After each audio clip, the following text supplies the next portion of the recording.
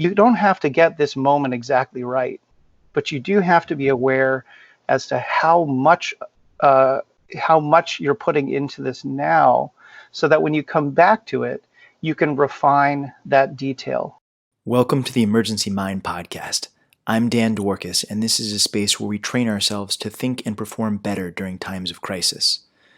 ER doctors or not, we all face emergencies in our lives, and this podcast is all about getting better at acting during times of uncertainty and stress and learning how to apply knowledge under pressure. To learn more about building your emergency mind and to dig deeper into many of the concepts we get into in this podcast series, head over to our website at emergencymind.com. Our guest this episode is Dr. Kimo Takayesu. Kimo is a board-certified emergency doctor and an attending physician at Massachusetts General Hospital, where he serves as the director of the Harvard-affiliated Emergency Medicine Residency Medical Education Fellowship, as well as the departmental simulation officer for emergency medicine at Mass General Hospital. In addition to these academic roles, he is the co-founder of Minerva Medical Simulation, which is the creator of the serious medical game Full Code, designed for training in emergency medicine, diagnostic reasoning, and cognitive rehearsal. When I was in residency, Kimo was one of the associate residency directors, and he was incredibly instrumental in my personal development as an emergency physician. In our conversation during this episode, we talk about the importance of accepting our limitations, of staying present in the moment, and of building and utilizing structures of decision support to improve our thinking under pressure.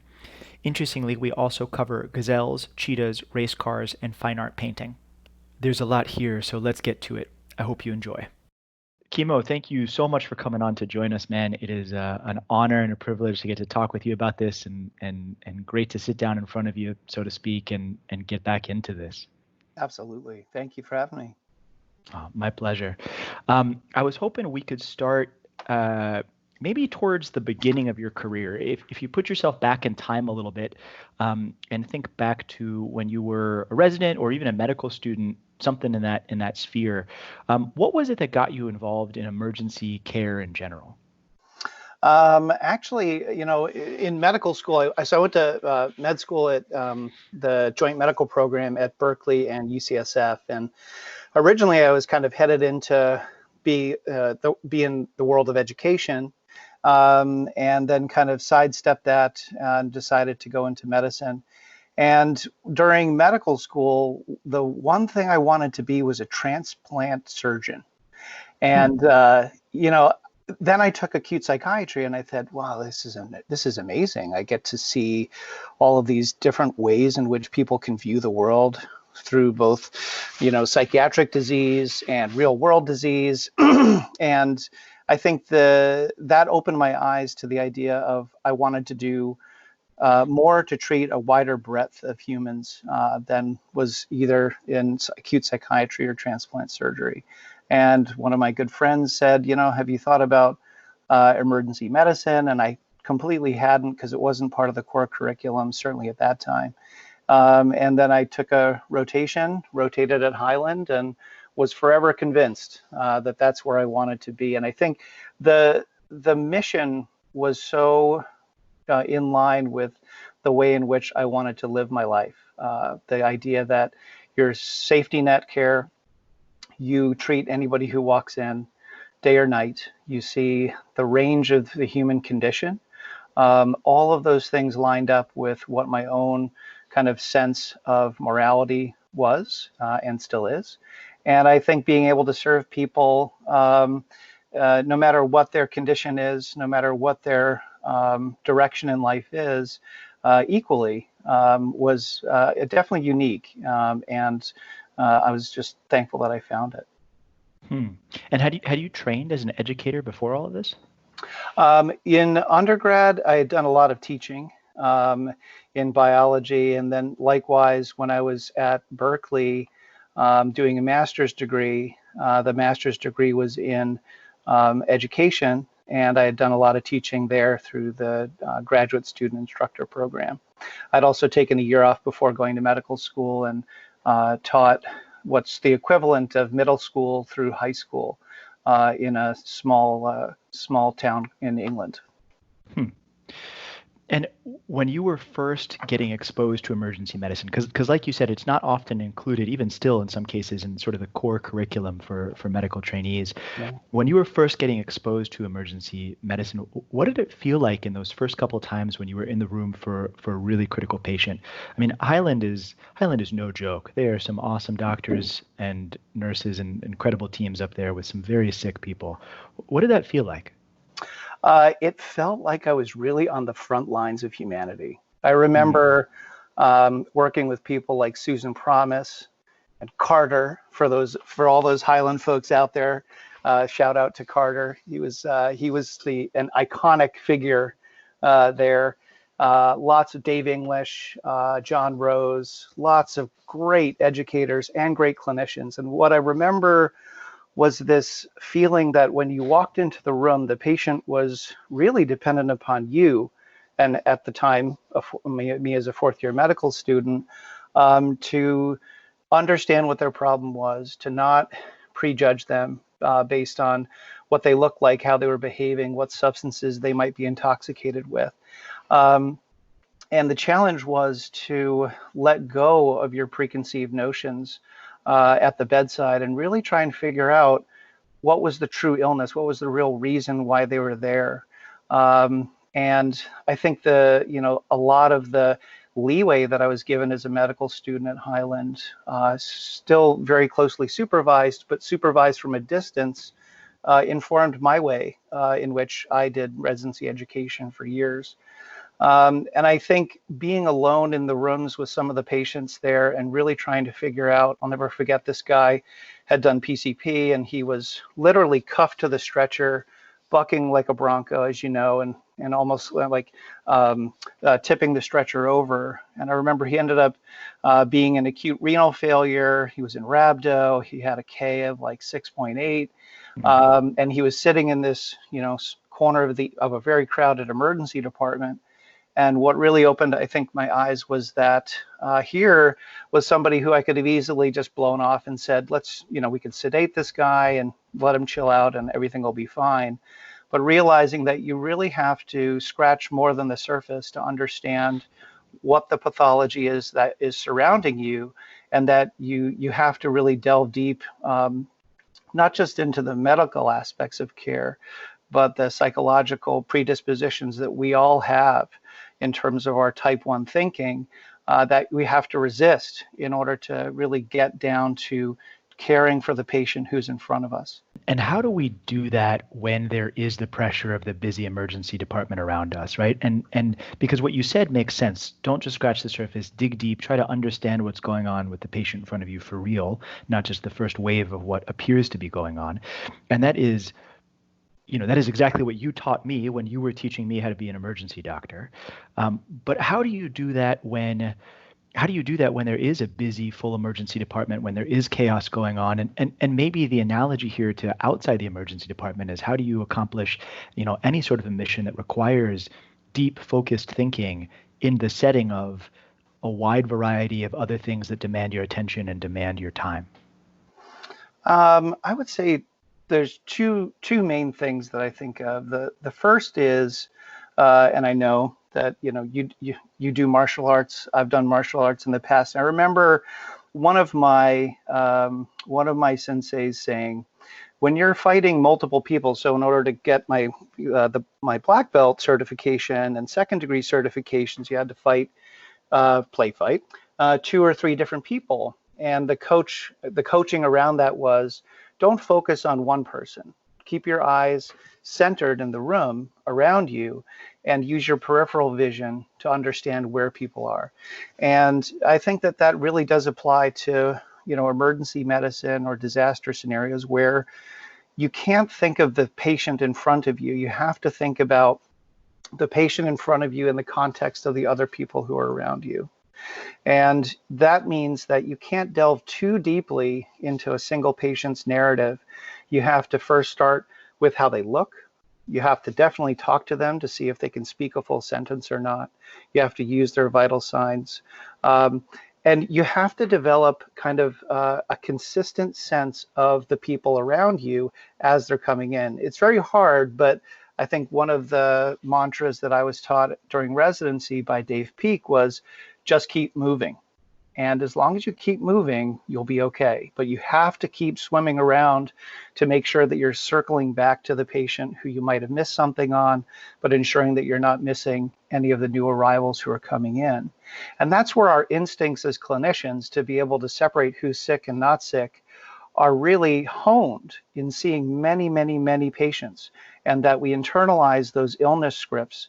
They become part of our heuristics. And yes, heuristics are subject to failure, but as long as we're couching those heuristics in a way in which we're repeatedly gathering new information on the patients in front of us, we're less likely to fall into the type 1 error or type 1 thinking, and we can get a little bit deeper on the patients who are the one in the crowd that are sicker than they really appear.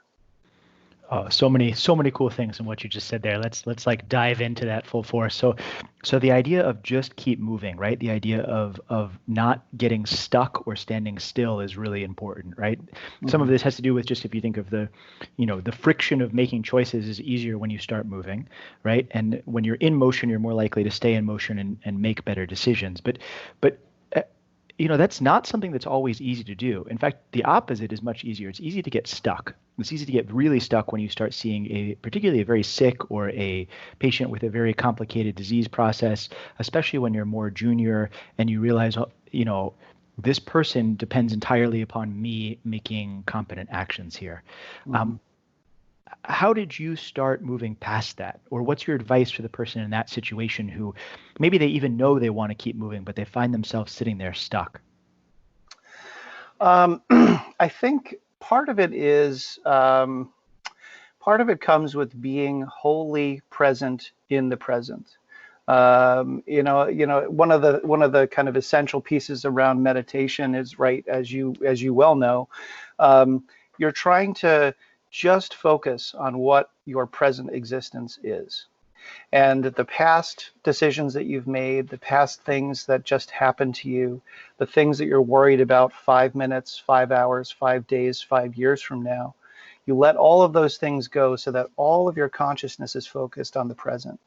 I think that that's really, really important, because what it does is it allows you to forgive yourself for the things that you may have missed, that you're clinging on to spend 2 more minutes doing a chart biopsy, or 3 more minutes doing something that may not be helpful to accomplish the goal of seeing many patients simultaneously, or as close to simultaneously as possible. And you're not worried about what's going to happen 5, 10, 15 minutes from now as well. You're really immersing yourself just in that patient in front of you. I think that leads to much higher quality cognition around that single patient. And I think it also entails a necessary concurrent forgiveness of the self, so that you are anticipating that you're not doing as good a job as if you had 3 hours to evaluate this patient. And you accept that, and you recognize that and move on.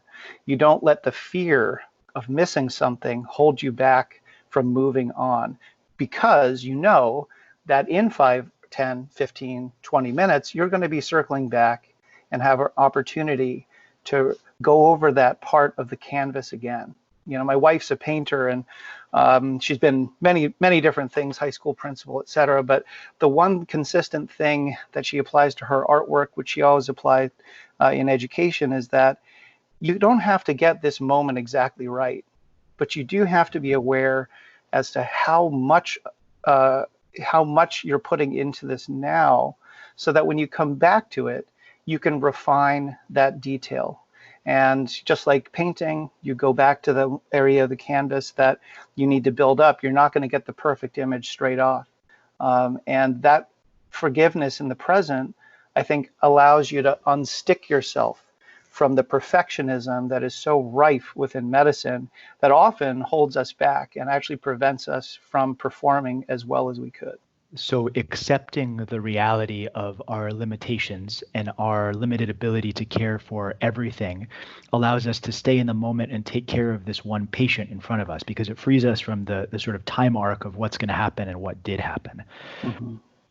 But how do we balance that with the other thing you said a moment ago, which was the idea of and I don't know, maybe you taught me to say it this way, but the idea of sort of field control, of seeing the entire field of the emergency department all at once, because there's always that internal tension, that inherent tension between how do you best deliver your knowledge to this one patient, and also how do you judge your relative effort appropriately to take care of everybody that's there all at once. And my guess is that some of that has to do with what you just said, which is that you don't have to get every moment right constantly. There are some moments that you absolutely have to get right. It is life or death. Mm-hmm. You have to intubate the person. That's the end. Mm-hmm.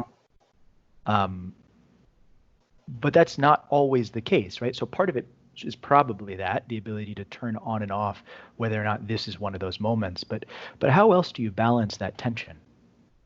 I think, there's a great video online about intubation. I can't remember the name of the person who did it, but if you just Google the Gazelle and the Cheetah, you'll find this video. It's a fantastic video done around emergent intubation and in the day and age of PPE. And if you're the proceduralist, just like you said, or if you're running a code, or if you have a STEMI who's in cardiogenic shock in front of you, you need to be the Cheetah. You need to be wholly focused on this one task and getting this one procedure done, this one patient stabilized. That is your only goal. Anything else will disrupt that process and lead to failure in really high stakes game. But the other person in the room, the kind of control person, is the Gazelle, the one who's always on the lookout for what's the thing that's going to go wrong. Is the monitor connected? Are you in full PPE? Is there a gap in that? Do you have the drugs that you need? And I think that is kind of a focused example around intubation. But if we step back and apply that to the ED, most of the time in emergency medicine, I think we're honestly being mostly the Gazelle. We're looking for the patient who is the sickest. And I think over time, as we learn, as we see lots of patients, which is why it's so important to see lots of patients during medical training, you develop those heuristics that allow you to pick out within about 30 seconds to 3 minutes, is this chest pain patient sick or not sick? Now, you're going to get data on each of those patients, chances are, whether it's just a set of vitals, an ECG, or labs and imaging, whatever. But as that data comes back, we can review that and revise it. But getting the history of present illness is always just so key. And if you can be there to get it for about a minute, 2 minutes, then you can kind of move on and get a sense as to who is sick in your department. And I think, when you look at the American College of Emergency Physicians logo, it's that grid of squares and one square is whited out. I love that image because that is the one in the crowd who is sick. And I think it's truly representative of emergency medicine that most of our patients have chronic diseases, are coming in with acute complaints. But at the end of the day, there's a handful that we need to really keep an eye on who have a serious diagnosis. And I think that leads to the efficacy of kind of keep circling back over and over again to gather the history, go back and look at the lab data that's coming back, and then come up with a final disposition, and iteratively doing that during your shift, that sets the landscape for who is in your department and allows you to kind of keep moving because it's actually, I think, more efficient and more productive so that you're not worrying about, I haven't seen those 5 patients that came in over the last 30 minutes. And I wonder if any of them are sick. If you've already seen them for 30 seconds, you probably have a gut check in terms of how sick they are. You might not be correct, but at least you've seen them so that you have a visual sense of them in your mind's eye as to what your next move is going to be. Kimo, I love this idea of the Gazelle and the Cheetah, and I'm having a flashback here to a lot of the times we would work together overnight in urgent, where there, I'm sure the system has evolved since then, but where there are lots and lots and lots of patients spread over a wide area coming in with varying degrees of workup having been done, and you really are sort of being a Gazelle until you turn yourself into a Cheetah like that. And here's my question, and I'm only half kidding about this, but when you do that, when you find a moment where you need to sort of switch gears in your mind, do you like whisper to yourself like, cheetah mode? Or what is your Actually, underneath my scrubs, I have cheetah underwear. excellent, Um, excellent. no, I think, it's interesting. I think this is where, I talked to one of my friends who works in the community at North Shore Medical Center. We've been friends since medical school, and his world in the community is in so many respects different from what my world is in academic medicine, emergency medicine. And so for me, it's how do I approach the resident or PA or student who I'm working with, and gently nudge them just enough so that they know that this patient really is sicker than they seem to be, but without taking away their opportunity for independent thought or learning. So that's, my kind of cheetah thinking is I need to find who's taking care of this patient, and I need to sit down with them, review the data, and find out what their thinking is, tell them what my thinking is, and then we can kind of come up with a game plan to kind of jump on that patient and really spend 15 or 20 minutes making sure that the nurse is on board with the plan, moving them towards whatever it is, an Ativan drip or, intubation, transferring them over to acute or whatever the next step is. And I think, in many respects, that's a luxury that we have in academic emergency medicine. And I love that part of our job. My friend in the community, it's all him. And so he probably does have the kind of cheetah underwear underneath his scrubs and is like, okay, now it's time to move on this patient, but it is all him and his nurses caring for that patient. And so he has to be so much more forthright and directive in terms of what he's doing.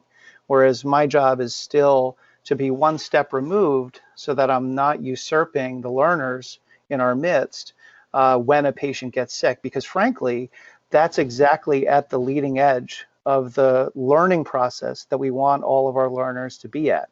And unless they're allowed the opportunity to discover that and experience that, then we're kind of taking away the highest value learning that they might have during that shift.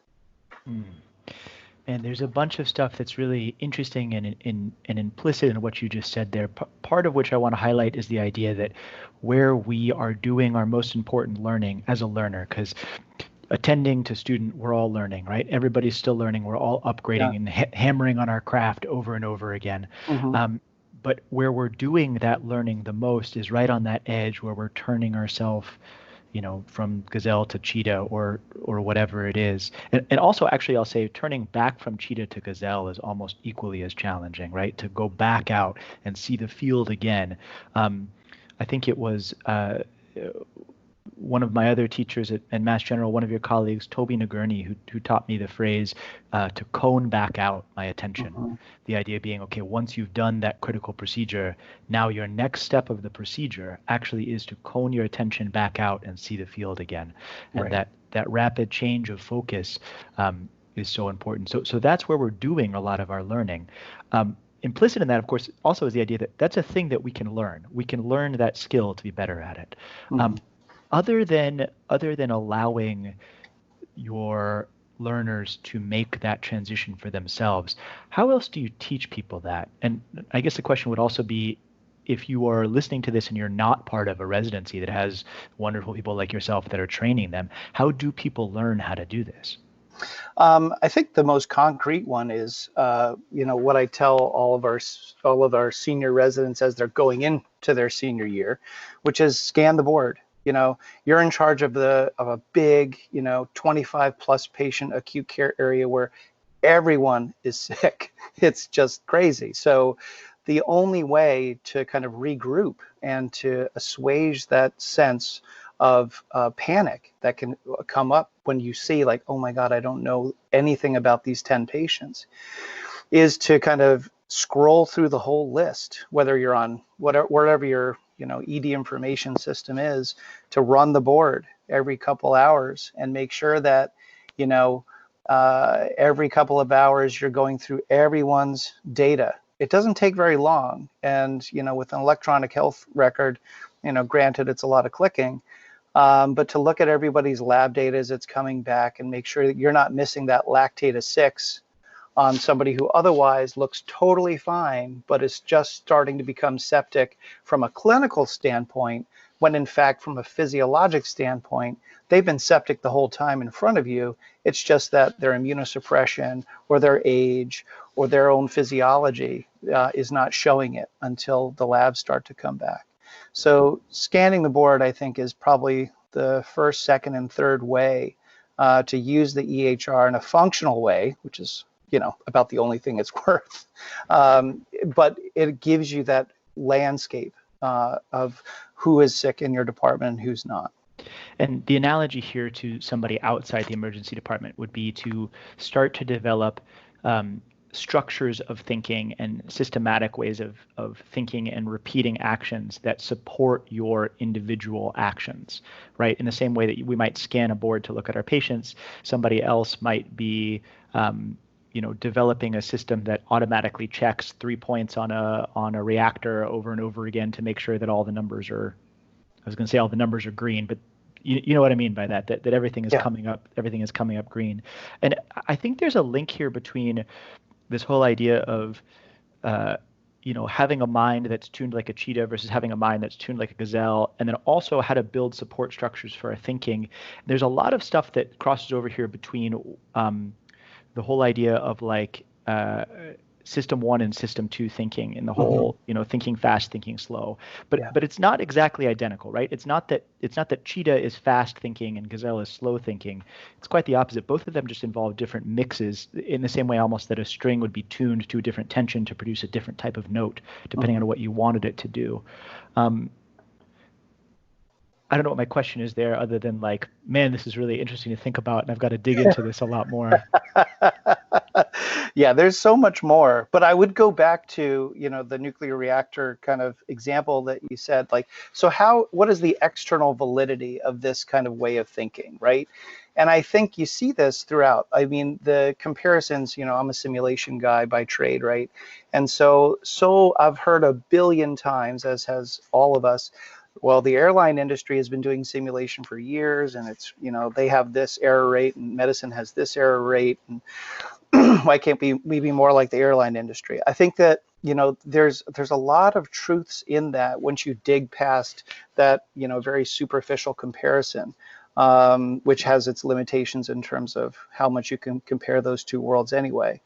But the one consistent thing is that, an airline pilot, when they're sitting down, whether it's a Cessna or a 747, is going through this checklist of all of the things that they need to be sure are working, even though they know that they're probably working, right? So you're doing 99% of the work that is not helpful, right? Does this work? Yes, it does. Does this work? Yes, it does. But you're looking for that 1% of the time where, oh no, this actually doesn't work, and we wouldn't have known it until 2 hours into the flight.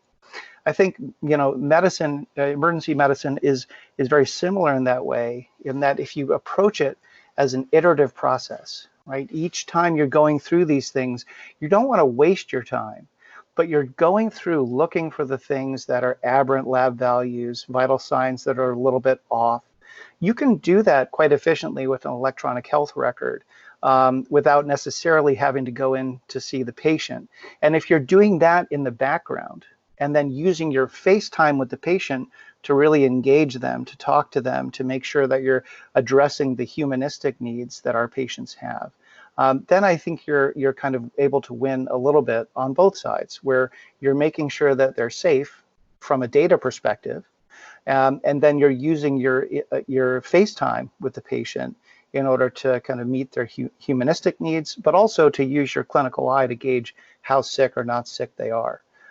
So it's not meant to say you should be spending a ton of time in front of the computer and just clicking boxes, but it is to say that every hour, every couple of hours, surf the labs, make sure that, just like as you might do a pre-rounding, that you're not missing something that's a really important detail.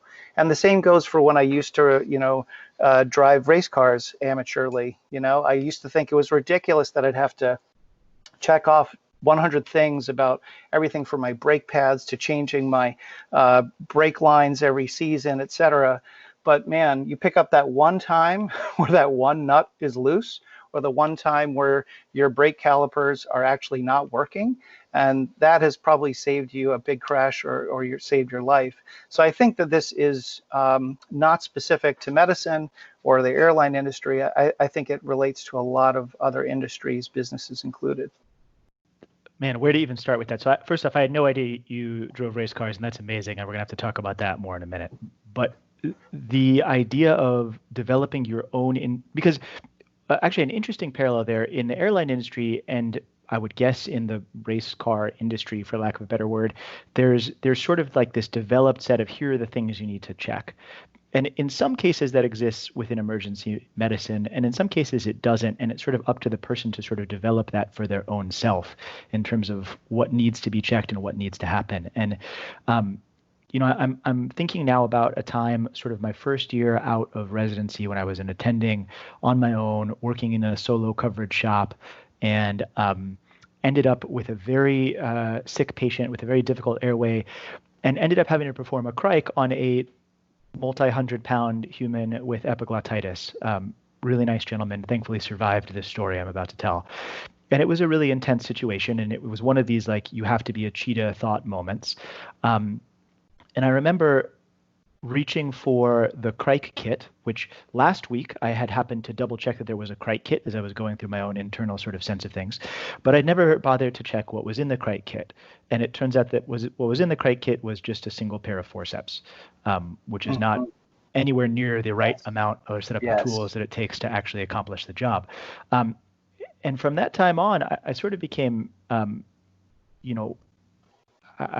let's put it lightly, motivated to double check my backup equipment as part of my normal operating procedure. And that idea of the larger idea of which that is a microcosm is that you have to build that you are fallible. You are fallible in your thinking, no matter how good of a doctor you are, no matter how good of a whatever you are. And you have to build these structures of thoughts and systems that buttress you, that support you, and that are there to cover your gaps. And there's a great video of Daniel Kahneman, the same guy that did the Thinking Fast, Thinking Slow, talking about somebody asking him, what do we do about this? What do we do about the fact that human brains are fallible and that we're fallible? And his answer was really interesting, which was some version of like, you can't change it. You can't beat it. You cannot beat your physiology. You're only wired in a certain way. What you can do is build teams of people and systems that support you where you are weak and allow you to run faster where you are strong. Absolutely. I think that your example of checking the crike kit is an absolute truism. It is so essential to check your equipment, because in our minds, the beauty of being human is that you're able to convince yourself of things that may or may not be really true based on the last time you experienced them, which may be 10, 15, 20 years ago. And equipment changes over time, the locations change, our familiarity with that equipment changes. And that's why repetitive practice is so important, not just when you're a student or a resident, but when you're in practice as an attending as well. And I know that, for me, I've been out for God knows how long, 17 years now. And every time I teach a faculty airway session or talk about cricothyroidotomy or any of these procedures, I am always having to check my own knowledge before I teach it, because my assumptions on what the equipment looks like or how all those pieces go together, they fade over time. And unless I'm refreshing that cognition around that procedure or that approach, or my psychomotor skills around it to remind myself, when do I pass the scalpel to the other hand, et cetera, those things fade over time. And so I think iterative practice, and this goes back to not having too much hubris, to be aware that it's okay to be continuously learning the trade and reminding yourself of it, because these are the tools and skills that we have and we own, but we only own them insofar as we can remember them and practice them correctly. And everything fades over time. And so repetitive practice is, I think, really important. And the nice thing is that it also makes you feel less afraid, when it does hit the fan and when you do need to perform, because you know that you've prepared for it. Yeah, there's a philosopher, Krishnamurti, who says that there is no truth apart from daily life.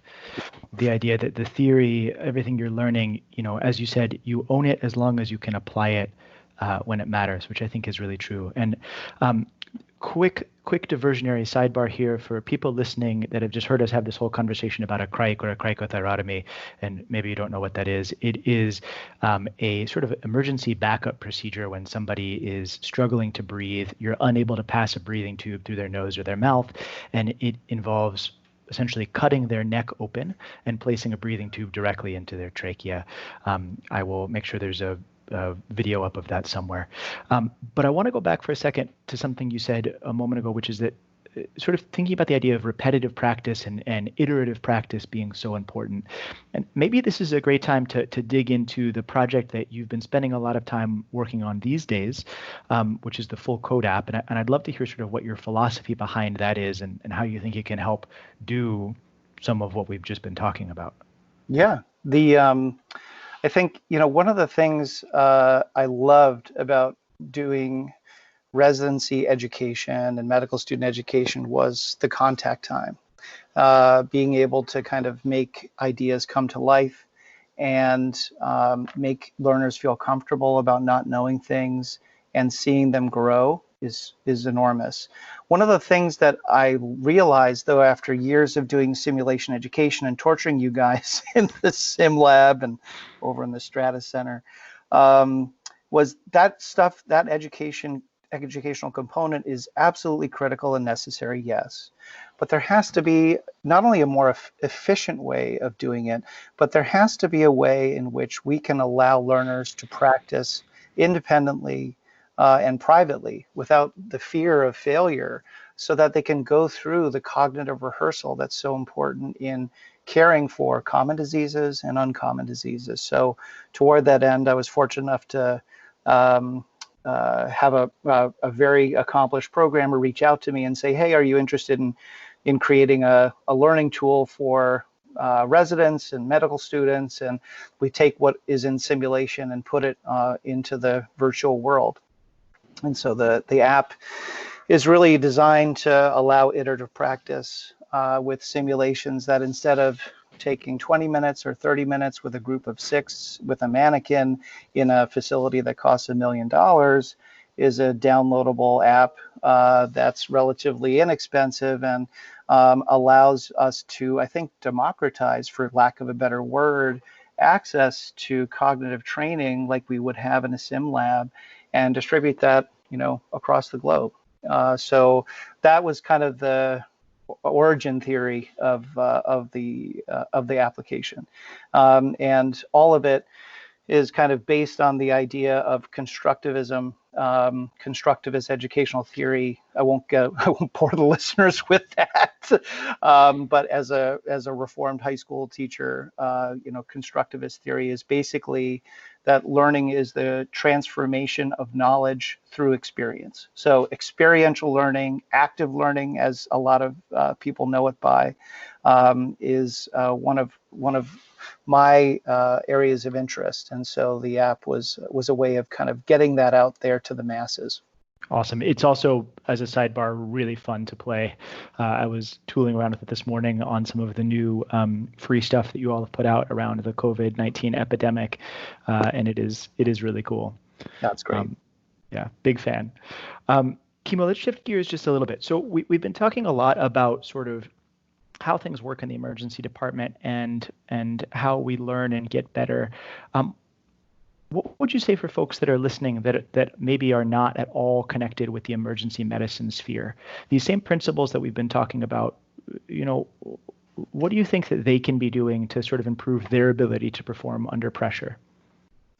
I think going back to a little bit of where we started in terms of the forgiveness of the self. Perfect is the enemy of the good. And, whether you look at in the context of public health or a a science fair project, if you approach things with the mindset that it has to be perfect, you cannot afford to make a mistake, every detail has to be just right, then you may get halfway through the task. But is it better to be halfway through the task that's perfect and not finish it? Or is it better to be all the way through it, have it be imperfect, and then have enough time to go back and fill in some of the cracks that you may have left in trying to create this performance, this project? And I think that, there's a 80-20 rule in business, right? So that 80% of the work on a project is done in the first 20% of the effort, and the other 80% of the effort leads to 20% more gain in terms of how much more finished that product is going to be, how much better that product is going to be. And I think there's a lot of truth to that we can afford to balance being efficient with being effective. And I think if we can forgive ourselves a little bit up front going into a new task that we're trying to master, whether it's learning an instrument, learning how to paint, learning how to bake bread, that it allows us to make mistakes so that they are not game killers for us, that we just don't get so frustrated or so disappointed that we walk away from it completely. And likewise, if it's something that we do for a living, if it's something where we can't afford to walk away from it at all, or where we don't want to walk away from it, it allows us to keep moving forward and not feel like everything is resting on a single task or single performance, but it's rather the aggregate performance that we're going for over time. That is what we should be aiming for. First off, thank you for naming quarantine-friendly activities in your examples there. That's excellent.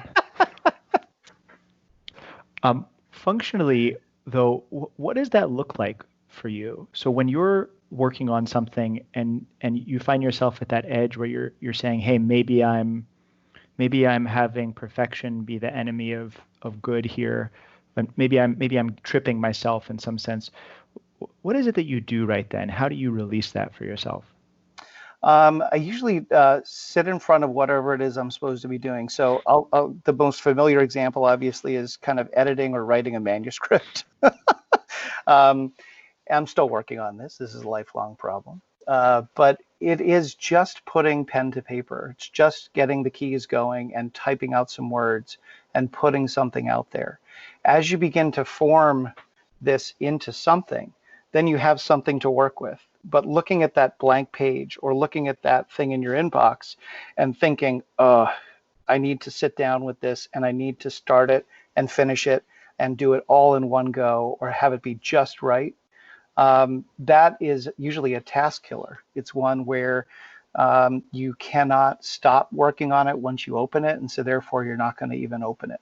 There's so many other things that we all have going on in our lives that are so much more pressing or immediate needs that we don't want to we can't get the activation energy up enough to open that task. And so, what my high school English teacher told me was, you don't have to write the perfect story right off the bat, but you do have to just write down some ideas. And I think this is, I think J.D. Salinger was known for doing this, where he would just take pieces of paper, sit down every morning, and just write and write and write. And then he'd put the pieces of paper into a bin, and eventually would have a stack of papers, and then would go back to that, refine it, edit it, and that would become a story, whether it's a novel or a short story. And so just doing a little bit every day can really add up to a lot. And I think using time to your advantage, I think, is the way to go, because you're not going to get things right the first time around, not unless you're a complete genius. And even then, we get things wrong. So. Kimo, thank you so much. This has been awesome to talk with you about. As we're coming to the end here, do you have any sort of a challenge that you want to deliver to the people listening to this? Going back to the one of the themes that kind of came out of our conversation here, I would challenge the audience to take 3 minutes every day. Doesn't have to be very long. And whether you're a meditator or not, just take a moment to try and sit still, notice your breath, and just think about being completely in the present.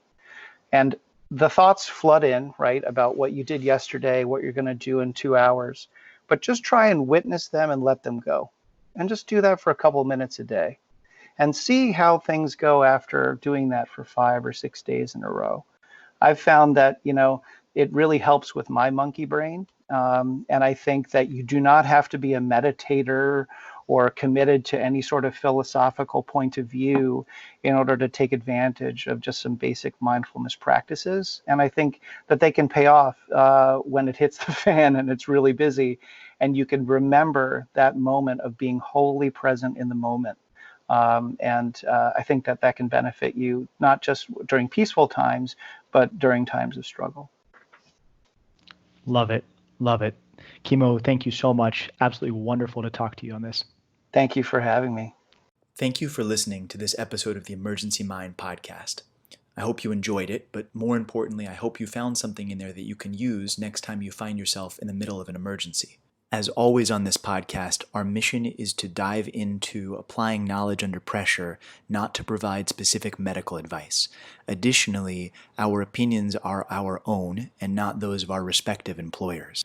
To learn more about what we talked about in this episode and about building your emergency mind in general, head over to our website at emergencymind.com.